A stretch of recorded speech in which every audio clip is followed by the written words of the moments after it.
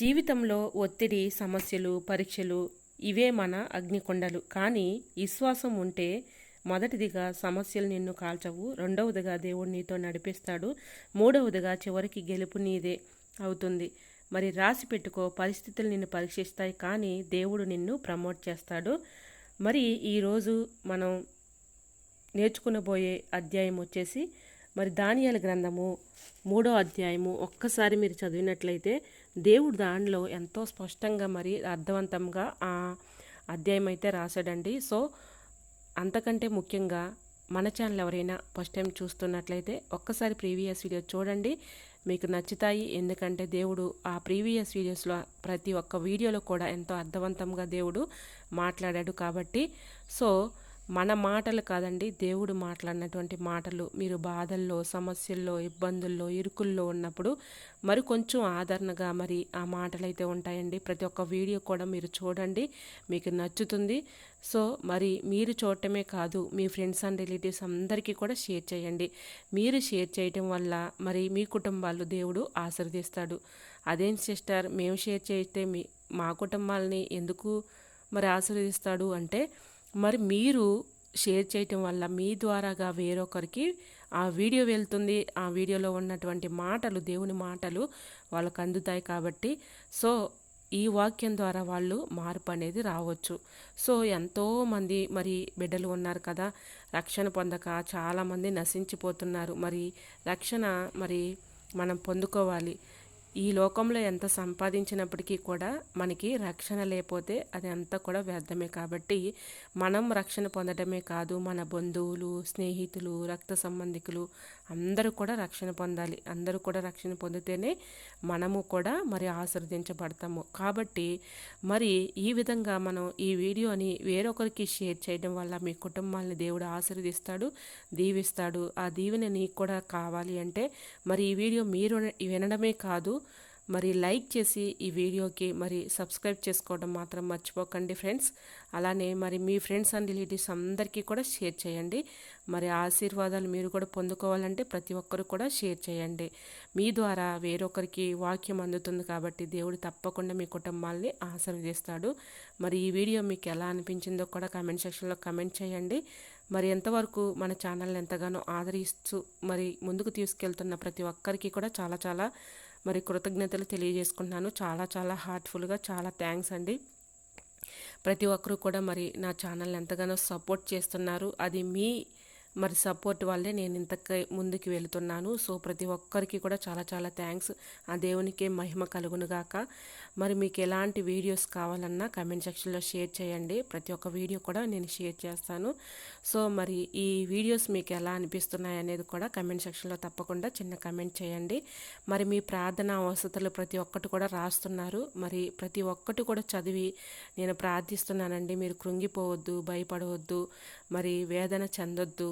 మనం భయపడకుండా ముందుకు సాగితే ఆ అపవాదం అనేది దూరంగా పారిపోతుంది. మనం భయపడ్డాం అనుకోండి, భయపడటం వలన ఉరి వస్తుందన్నమాట.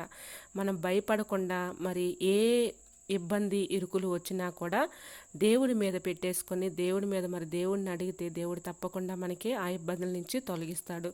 సో మరి తట్టుకోలేని పరిస్థితులు ఉంటాయి, ప్రతి ఒక్కరి జీవితంలో కూడా ఉంటాయి. కాకపోతే అందరూ పైకి నవ్వుతూ ఉంటారు కానీ లోపల వాళ్ళు కుమిలిపోయేది ఎవ్వరికీ తెలియదు. సో ప్రతి ఒక్కరి మరి మనసుల్లో బాధలు అనేవి ఉంటాయి. సో ప్రతి ఒక్కరి బాధ కూడా మరి ఈ మనం ప్రేయర్ చేసుకునేటప్పుడు మన బాధలన్నీ కూడా మరి ఆ దేవుని సన్నిధిలో మనం కన్నీళ్లుగా మరి దేవునికి చెప్పుకుంటే మన బాధలు తీరతాయి. కానీ మనుషులు చెప్పుకుంటే అవి తీరేవి కాదండి. ఇంకా మనుషులైతే ఇంకా 4 మాటలతో మనల్ని హేళన చేస్తూ ఉంటారు. అదే దేవుని సన్నిధిలో దేవునికి మొరపెట్టుకున్నామనుకోండి, దేవుడే మనకి అద్భుతాలు చేస్తాడు. మరి దేవుడే చేయగలడు కాబట్టి మన సృష్టించిన దేవుడే మనకి మరి అద్భుతాలు చేయగల దేవుడు.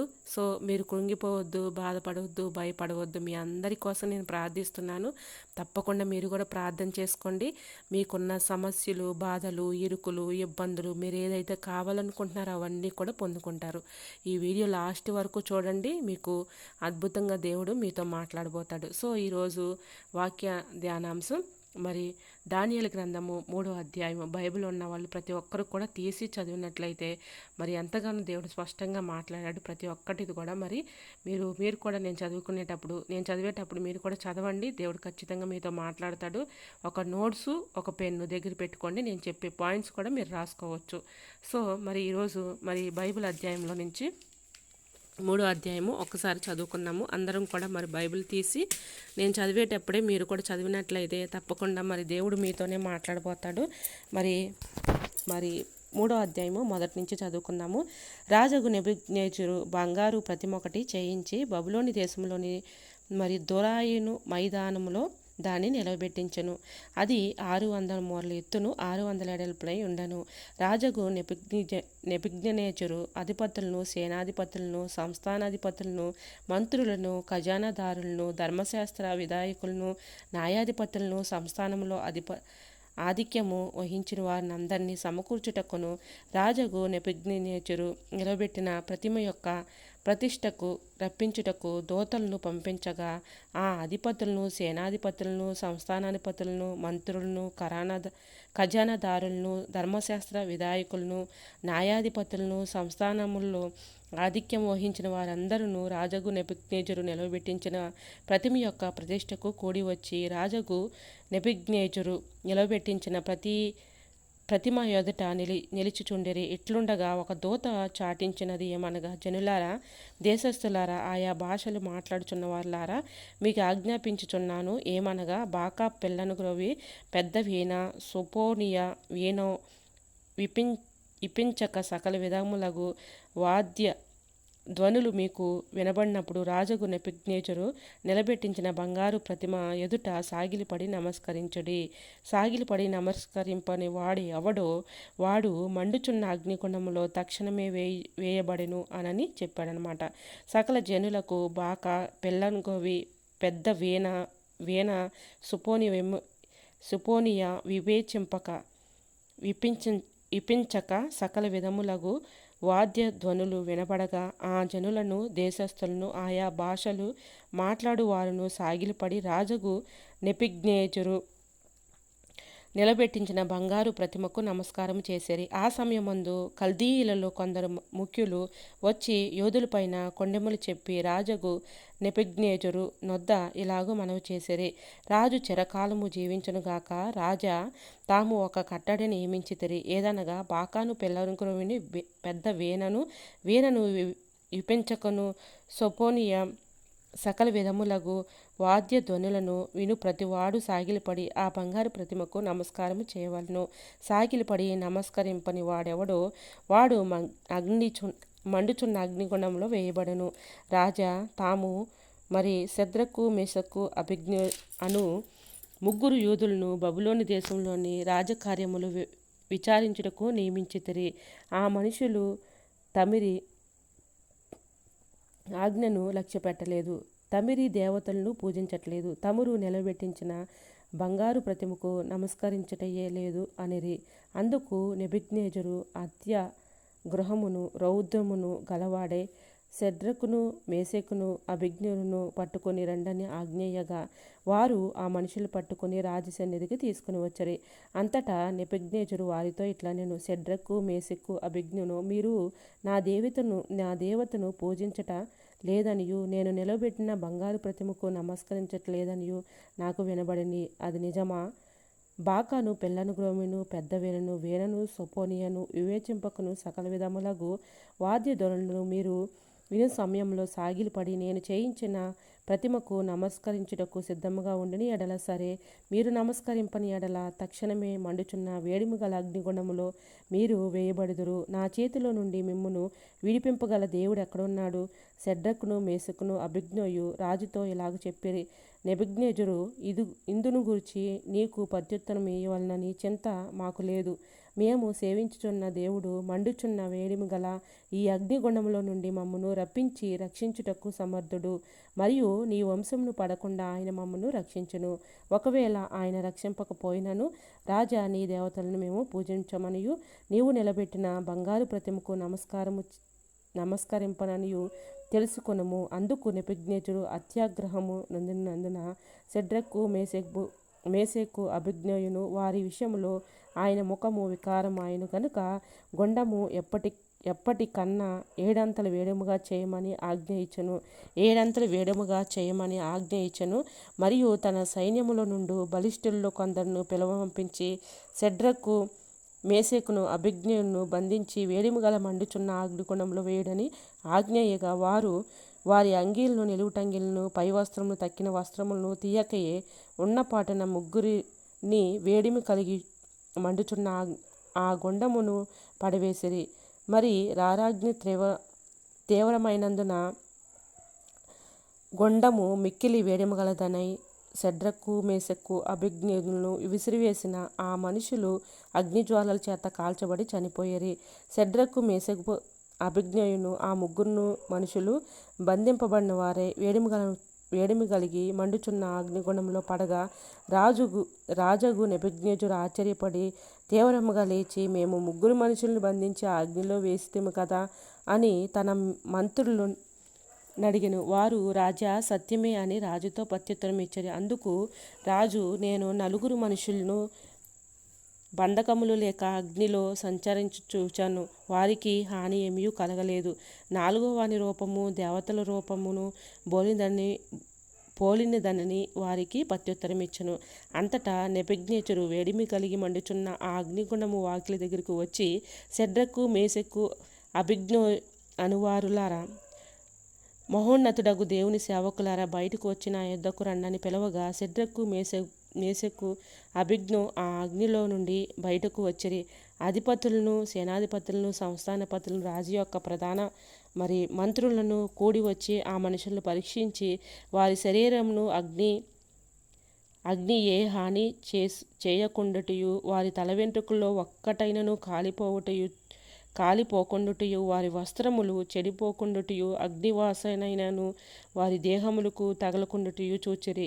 నెబుకద్నెజరు షడ్రకు మేషకు అభిజ్ఞగోయును వీరి దేవుడు పూజార్హుడు. ఆయన తన దూతను పంపి తన ఆశ్రయించిన దాసులను రక్షించెను. వారు తమ దేవుణ్ణి కాక మరి ఏ దేవునికి నమస్కరింపకయు ఏ దేవుణ్ణి సేవింపకయు ఉందమని తమ దేహములను అప్పగించి రాజు యొక్క ఆజ్ఞ వ్యర్థపరిచిరి. కాగా నేను ఒక శాసనము నియమించుచున్నాము. అది ఏదనగా, ఇవ్వాదిముగా రక్షించుటకు సమర్థుడగు దేవుడు గాక మరి ఏ దేవుడును లేడు. కాగా ఏ జనుల్లో గాని రాష్ట్రములో కానీ ఏ భాష మాట్లాడిన వారిలో గాని షడ్రకు మేషకు అభిజ్ఞో అనువారు దేవుని ఎవడు దూషించునో వాడు తుత్తునిగా చేయబడును, వాని ఇల్లు ఎప్పుడును పెంటకుప్పగా ఉండనెను. అంతటా నుండి రాజు షడ్రకు మేషకు అభిజ్ఞోయును వారిని బబులోను సంస్థానంలో హెచ్చించెను.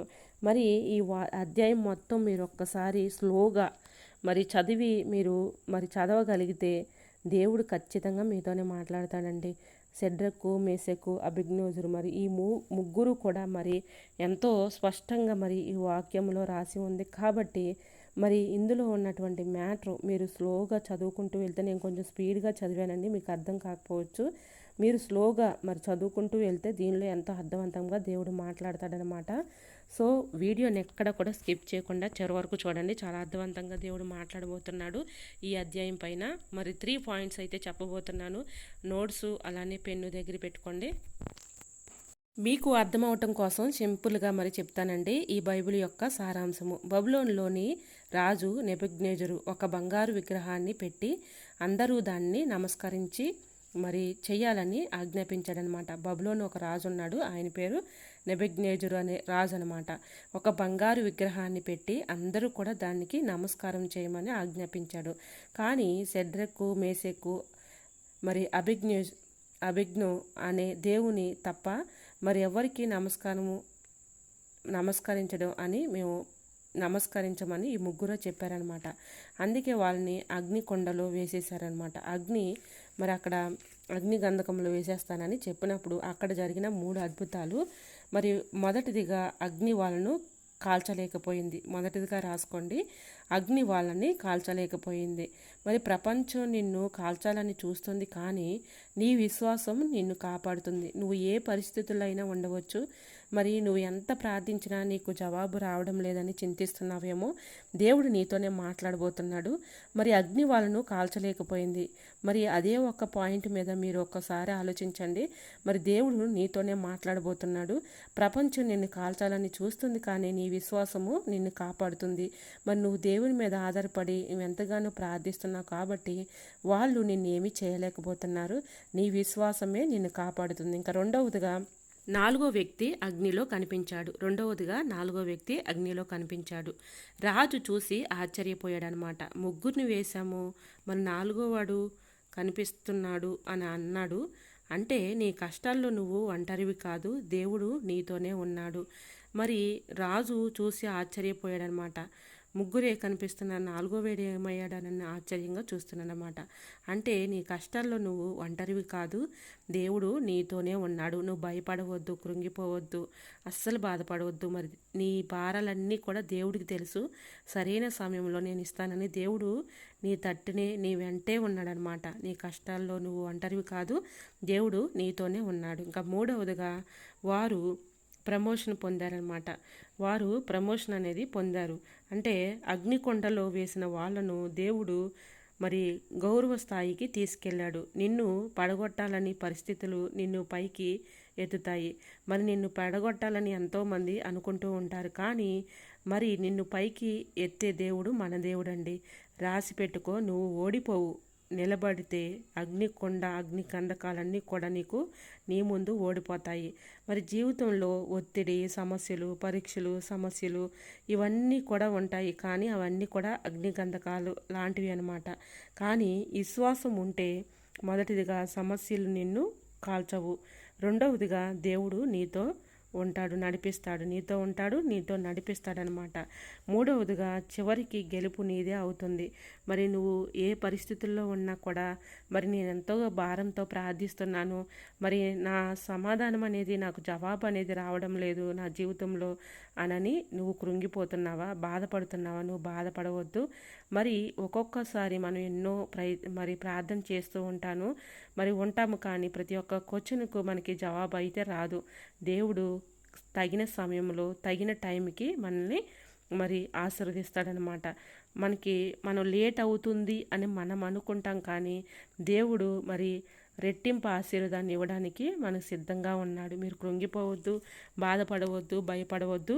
మూడవదిగా చివరికి గెలుపు నీదే అవుతుంది. దేవుడు తప్పకుండా మనకి గెలుపునిస్తాడు మన జీవితంలో. మరి మీరు ఏదైతే అనుకుంటున్నారో, ఏదైతే కావాలనుకుంటున్నారో, మరి ఇరుకు, ఇబ్బందులు, సమస్యలు, అవసరతలు ఏ ఉన్నప్పటికీ కూడా మరి దేవునితో మీరు మాట్లాడండి. మరి ఈ 3వ అధ్యాయము, దానియేలు గ్రంథం 3వ అధ్యాయంలో మీరు ఈ మ్యాటర్ అంతా ఒక్కసారి చదివినట్లయితే దేవుడు ఎంతగానో స్పష్టంగా మరి వాళ్ళు నేను మరి మొక్కను, నా దేవుడు నాకు తోడుగా ఉన్నాడు అని అన్నా కూడా వాళ్ళు తీసుకెళ్ళి అగ్నిలో పడేశారు. మరి పడేసినా కూడా వాళ్ళకి ఏమీ కాలేదు, వెంట్రుకలు కూడా మరి కాలిపోలేదు. మనుషులు ఎలా ఉన్నారు అలానే మళ్ళీ తిరిగి వచ్చారనమాట.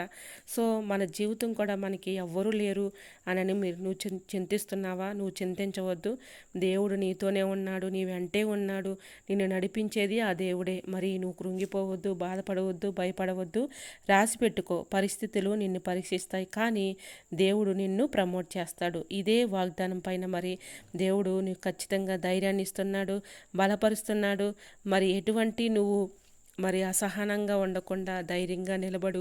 దేవుడు ఖచ్చితంగా నీకు అద్భుతం చేయబోతున్నాడు. ఇది రాసి పెట్టుకో. మరి ఎన్ని పరిస్థితులు, ఎన్ని సమస్యలు నీ ఎదుట ఉన్నా కూడా అవన్నీ కూడా తప్పించి నిన్ను గెలిపించేటట్లుగా చేస్తున్నాడు దేవుడు. మరి ఈ వాక్యము మరి మీకు అర్థమైందే అనుకుంటున్నాను. అర్థమైతే తప్పకుండా మరి చిన్న లైక్ చేయండి.